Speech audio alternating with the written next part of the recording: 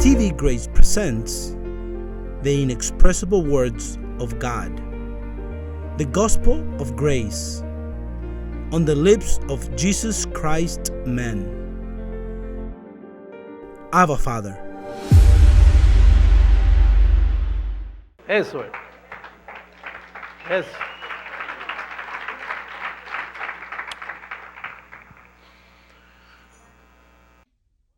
Well, today's conference is the establishment of the true church. The establishment of the church. Let's begin with Romans 16, verse 25. Knowing this verse so well, I've never preached about it. Romans chapter 16, verse 25.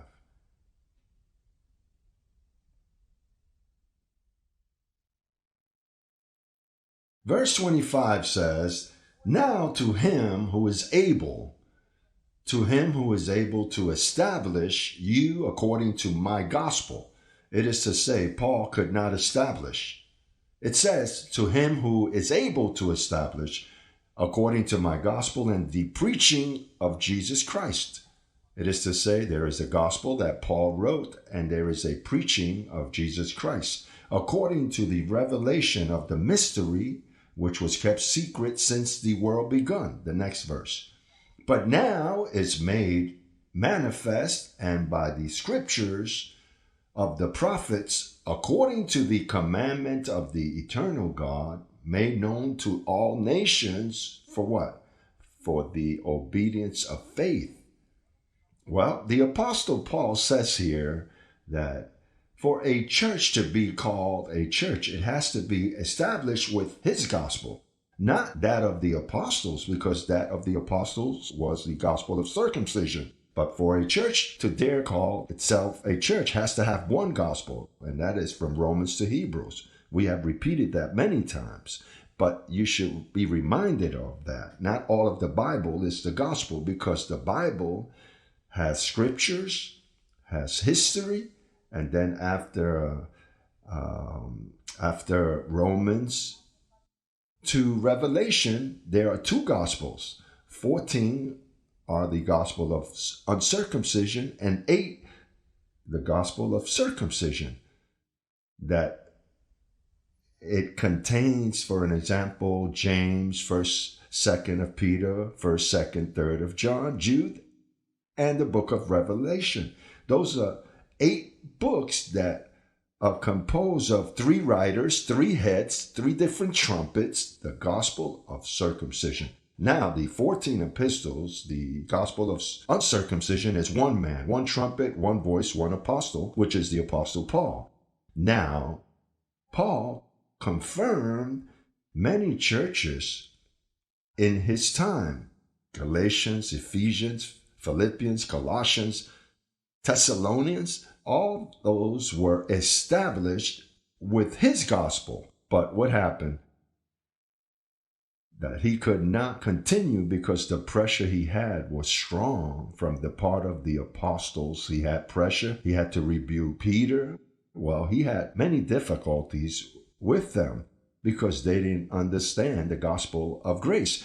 And Christ, in the days of his flesh, he never taught, because he never did. He taught parables and examples, but he never taught the gospel of uncircumcision. So what happens? That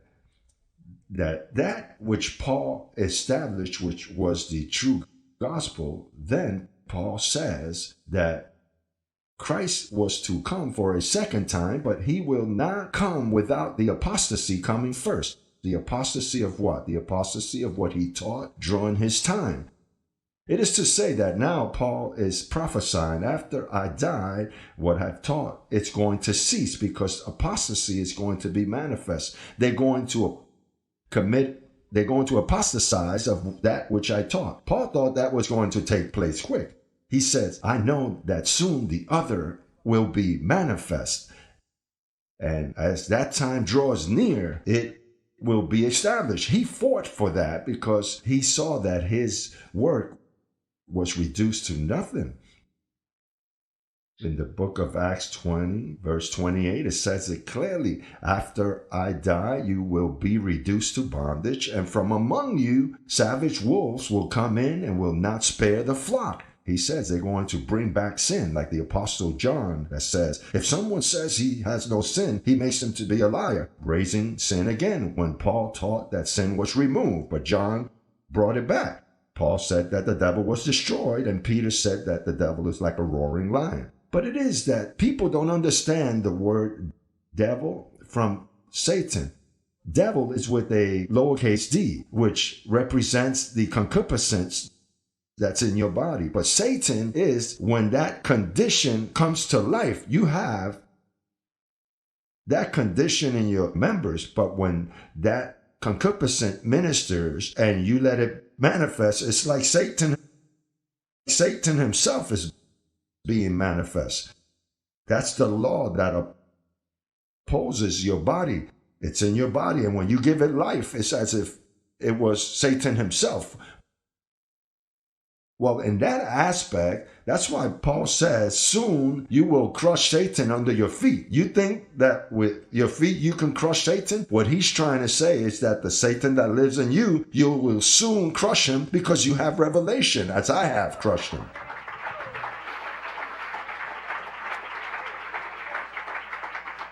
That is why our blessed Catholic brethren, Protestants, the evangelicals, they are babes in Christ. They're babes because they don't have understanding. They read that the devil is like a roaring lion. They think he's out there. When they should understand, if Paul said he's destroyed, how is he going to be around about us? They don't understand when they see the word Satan in the epistles of Paul, or when they see the devil, they say, well, he has to be alive. No, he is, as the apostle says, he is destroyed. But because you have inherited that condition in your flesh, well, you have a genre of the devil enculturated in your members. So when you give it life, it's as if it was Satan himself. As Hollywood paints him with horns, though Satan never had that.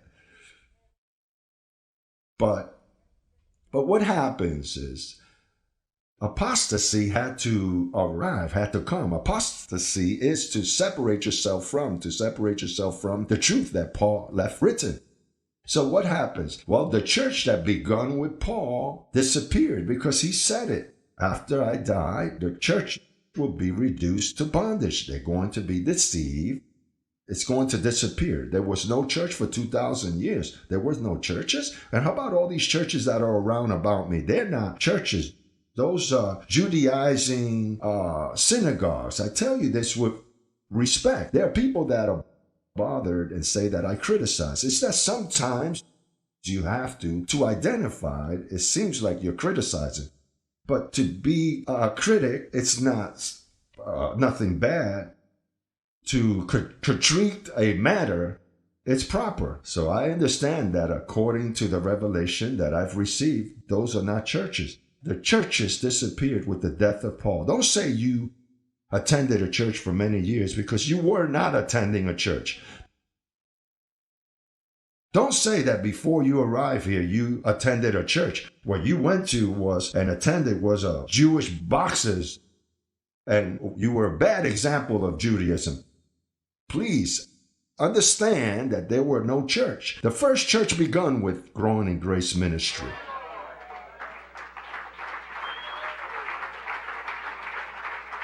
And this, I say it based on what's written, not based on my opinion, based on what's written. It says, and he that is able to establish you according to my gospel and the preaching of Jesus Christ. And when, before 1986, you heard Jesus Christ preaching? Jesus Christ never preached. He never preached.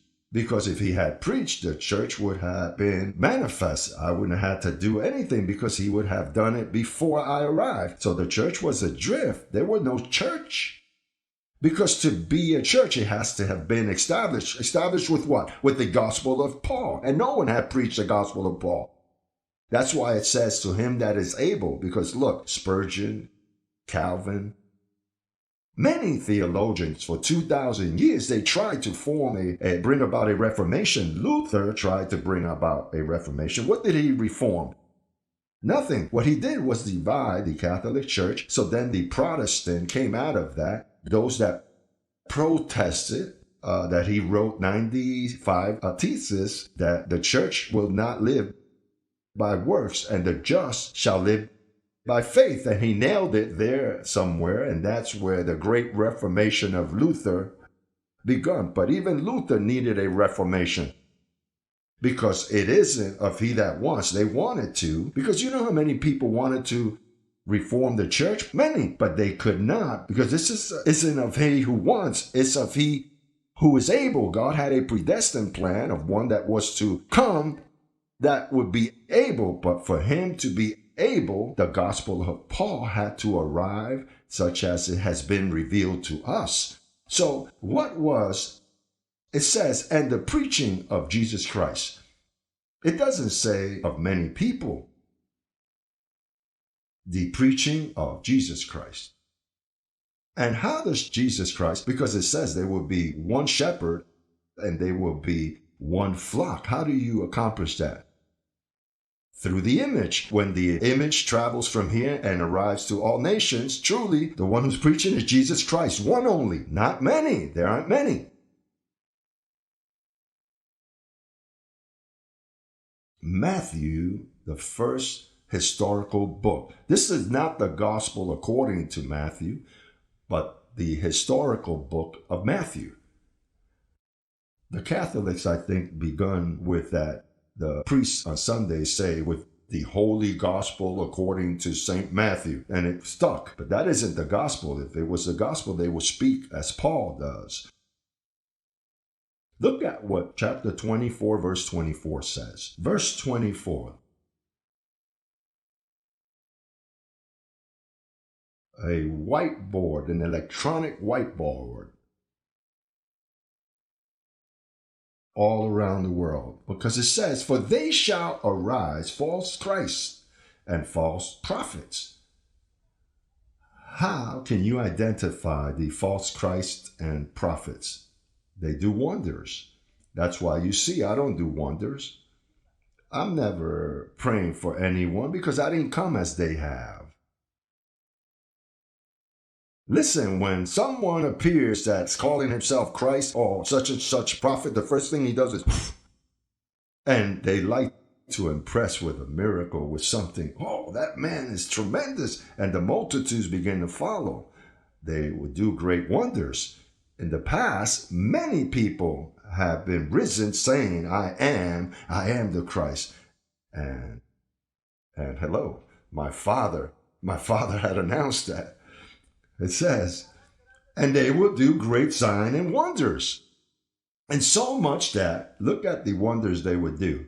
Because I don't do wonders. What I do is teach.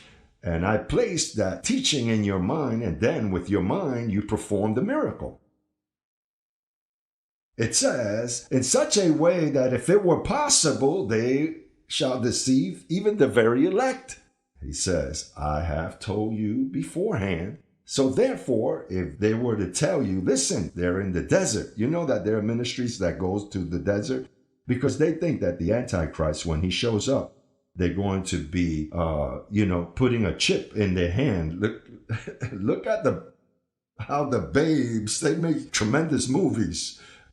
I'm telling you, I have family members that fell into that if with a chip, you go to a supermarket and then you had to have the mark of the beast. So then the mark of the beast was a chip that they would inject into your skin. So when you go by the register, you put your hand, because there's so many movies like that open doors. Listen, those little babes from evangelical babes, it's a circus of experiences. So what happens? So you take the hand and put it like that. Oh, he has the mark of the beast. So then they sell you your goods and you take your goods, your groceries home. So they go to the desert. So then they teach you how to make, mouthwash or soap, and they start to accommodate many canned goods because they're going to have to be in the mountains for 3.5 years, the Antichrist. Training for the coming of the Antichrist. They teach you how to live in the mountains so you don't have to go to the city to buy or purchase. Because if you learn how to make butter, toothpaste, and soap, well, you will survive according to what they say, right? So it says, don't go there. It says, look, if they say, look, he is in the desert, it says, do not go out. Or if they say, look, he's in the inner room, do not believe. For as the lightning cometh out of the east and shineth even unto the west, so shall also the coming of the Son of Man be. So then, look at how it ends. It says, for wherever the dead body is, there the eagles will be gathered together. Have you noticed that the eagle is a symbol of ours? Where's the eagle? What do you see there? An eagle? Look at what Isaiah says about the eagles. Isaiah 40. Look at what it says. He gives strength to the weary and increases the power of the weak. Even the youth, the bald-headed or the youth, the young grow tired and weary, and young men stumble and fall. But those who wait on the Lord, don't say Jehovah, because Paul has taught us the master builder never used that name, because Jehovah changed his name to Jesus Christ. So then if you respect the revelation of Paul, that terminology Jehovah should not be mentioned. But those who wait on the Lord shall renew their strength. They shall mount up with wings like what? Like eagles. They shall run and not be weary. They shall walk through the airports and not faint.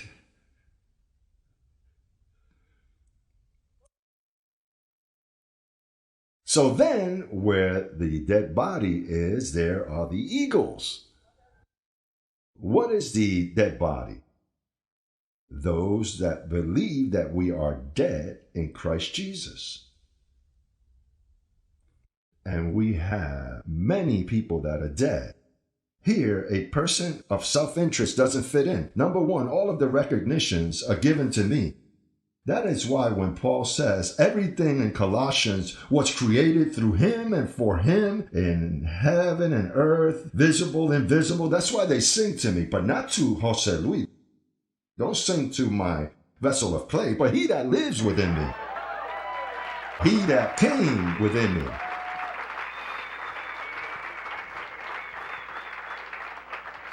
And as I said Sunday, listen, this month, in fact, I wasn't going to respond this way, but I'm going to respond to this blessed brother that has difficulty. Because one day in a cassette, to prove that I wasn't what you say I am, because I used to defend myself, to remove that from your head, I would say, listen, Christ glorified that body and went to inaccessible life. That body didn't rot or disappear. In fact, God has always been a spirit without a body. He was God in spirit. But when he entered the body of Jesus of Nazareth and glorified that body, now he is committed in that body of Jesus of Nazareth that he glorified. He can't leave that body. He glorified it and went to inaccessible life. So I was looking to explain, because I can't deny the reality of what you say about me and what the gospel says about me, what the scriptures reveal. Listen, now I see myself in all of the pages of the Bible. I can't deny that. I tried. I battled with that. There are people that battle with this. I had more battles than you have. How much more if I want to know if I'm teaching something that's false? I don't want to deceive myself. Imagine. So I fought with that. So in this month, after, 25 years, I understood what happened to me. That when Jesus appeared to me, it wasn't a glorified body, but he didn't have a face. And that really drew my attention. So then, to teach me, he turned, and I didn't see him any longer. Because why didn't I see him any longer? Because when he came in front of me, he came into me. Imagine, because a glorified body can do that and much more. Imagine, he's God. He entered my mind. He came into me.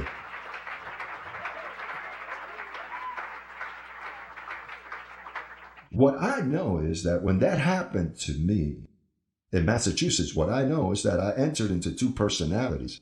It is to say, one mind would tell me one thing, and Christ would tell me otherwise. It was clearly, I lived like two lives. Because from that point, I could not stop thinking. Listen, I read a verse from the Bible, and Jose Luis reads it, and immediately the other mind tells me that isn't that way, it's this way, because it's what I teach and preach. No one has ever taught things that you don't even imagine. Nor did Jose Luis imagine them, just as you don't. I'm just as carnal as you are, and that I don't understand as you don't understand. But the problem or the blessing that I have is that when I read, well, I don't understand, but I said, in the latter days, many will fall from faith preaching doctrines of demons. I said, doctrines of demons? How do you learn that? So the other mind tells me it was I myself who taught doctrines of demons. But I finished with that on the cross, but they continue preaching. If you preach that after the cross, if you begin to cast out demon and to believe in exorcism after the cross, immediately you apostatize from the faith. Well, that voice is the one that speaks to me, interprets. Because another phenomenon about this is that what I teach for years never contradicts what I teach now. But if I was to sit down and study, wait a minute, my conferences, I got to make them a match. No, those conferences, I wait on that voice because I can go and lock myself in an office. Let me studies to elaborate my theological studies. Let me look for a compendium, a biblical compendium, and gather the teachings. No, I fall asleep. In fact, I put a pillow in front of me because sometimes I've fallen asleep and hit myself on my head with the Bible because I get sleepy, tremendously sleepy. Because I am not studying. What I am doing is waiting on the Lord. Lord, I've been speaking of so many topics. What topic can I speak about now that they don't know of? Imagine, that is my personal testimony. So sometimes I stay put and I get sleepy. Oh, 6 o'clock and I still don't have anything. Then suddenly I just relaxing on the Lord, and suddenly that mind tells me it's necessary to speak in this topic again. You have to repeat that because they've forgotten, and it's going to take them to another glory, and they're going to appreciate it. And look at what that voice tells me. Even those who think that they know it, the repetition will be good for them, right? Right?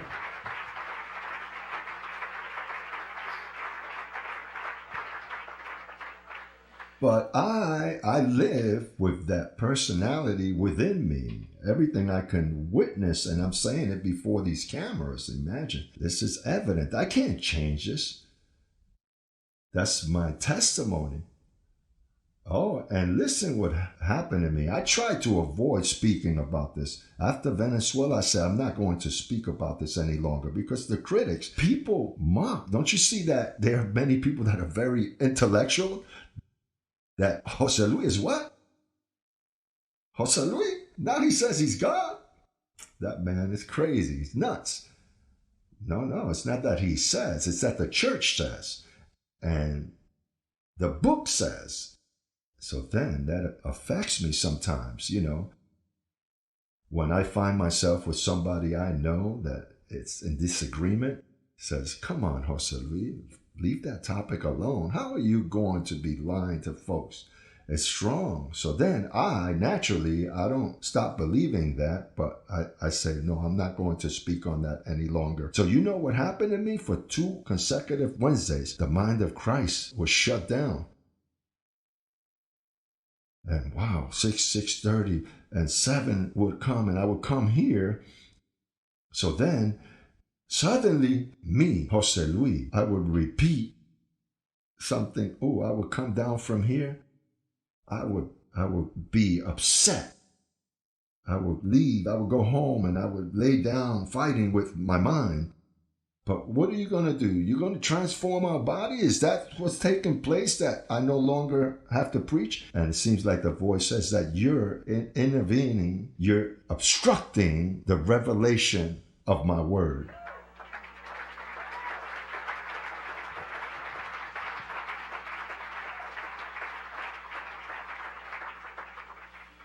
And listen, the last 4 messages I've been talking about this, and now they're coming from the mind of Christ. Now I give you information, but apart from that, I was drying up. It's like 2 or 3 years ago, I didn't like anyone to call me apostle or give me so much recognition. So I had a battle with that, tremendous battle. So, people affect you, especially when they love you and appreciate you. Oh man, they sing to you and you allow it. But what am I going to do? I don't know that they're singing to me. Imagine. So then I will look for strategies, my strategies, Jose Luis, to avoid that they reckon me. So then I began to be bothered with the applause. How can I do this and get up to the pulpit without them applauding so much? I have to look for some type of technique to avoid that. Thinking about the visitors, because the visitors arrive here, and what do you have with this man? That's just idolatry. Many are going to think that you idolize me. So I would have a battle with that, and I would try to avoid it. And one day I went to bed and I heard that voice tell me, as you continue to avoid this, I'm going to worsen it. As if to say, it is hard to resist the Lord, because as you resist this, you are overshadowing me. I need a body to manifest myself to this world. Choose you, and now that's the way you're going to pay me back? And from that point on, I never battled with that again. But I didn't know that was...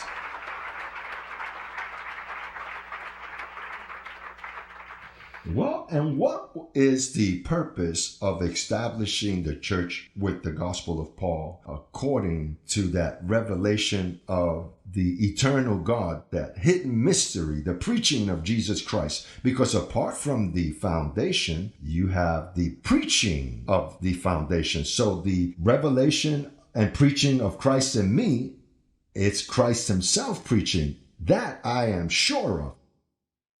Because no one in this world can preach as I preach if Christ had not been in me. And not by eloquence, because I don't have much studies, but the ideas, the revelation, the way I lay out the teaching from underneath the verse that no one has seen. Imagine, for 2,000 years, no one had ever imagined this or had talked about it. 2,000 years with so many intellectual people, so many theologians, and none of them, not even a 5% of what I teach.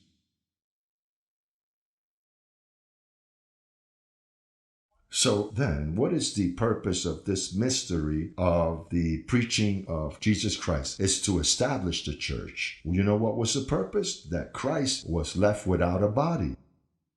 So he had to form his church again so he can be the head of the church. So what happened? The body was formed and the church asked for a head. Thank God, because the beloved is so good. I am so appreciative for what all of you have done, for all you've said, because you have helped me to grow. That's why it says that the members and the head worked together. And it says, Paul says, because a member is a foot, he can't despise his arm. Or because the ear is smaller, it cannot despise a finger, because each member particularly grows together with the head. Now we have many blessed brethren that have eaten of this word, and their arms, legs, fingers, but you know where they are today? Are out of the body. You know why I could never explain why those that have left here have dried up? Because it's that if you remove an arm from the body, it dries up. I would ask myself, why do these blessed? I love them. I speak about them. How am I not going to love them? Christ cannot deny himself. You can't stop loving. And most when it's a beloved, and especially when he's enlightened, how can you reject someone that has left here and spoke nonsense of us and left, and all of a sudden he arrives? You know the joy that you receive when somebody returned. You forget that he's even called you a dead dog, because those that are of this ministry don't hold grudges. We don't have to forgive. We are a walking forgiveness. If you were engendered here, you can leave. You can leave. And what's going to happen to you is, as Christ said to the disciples in the days of his flesh, they said, Master, they're saying this about you out there. And people are leaving. They're leaving. Do you want to leave also? Go. But there's only life, words of life in you, Lord. But the body demands its members, and I'm sure that we're going to see marvelous things in the future. You know why they leave? Because of the way you treat me, because of what you believe of me. That's why they leave the ministry. Or others for things that they see that they shouldn't see. That's why Jesus said in the days of his flesh, if your eye is an occasion for you to stumble, it says, remove it, because it is better that you are in the kingdom without one eye than seen with both. There are people that have eyes and shouldn't see.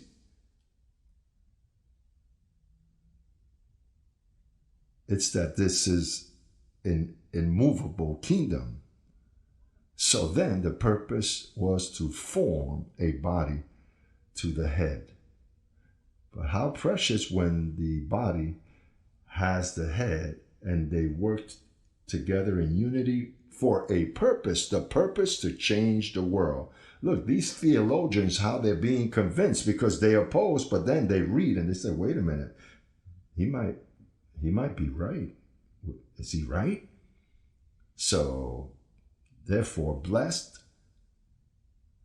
I declare you reigning in life.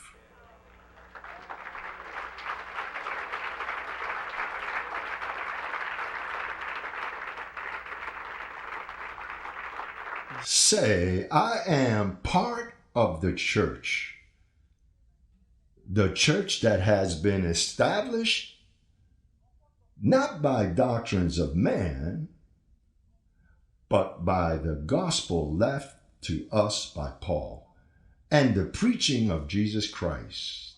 This constitutes us in the church of the Lord, the true church of Jesus Christ. Church, you are called to reign in life.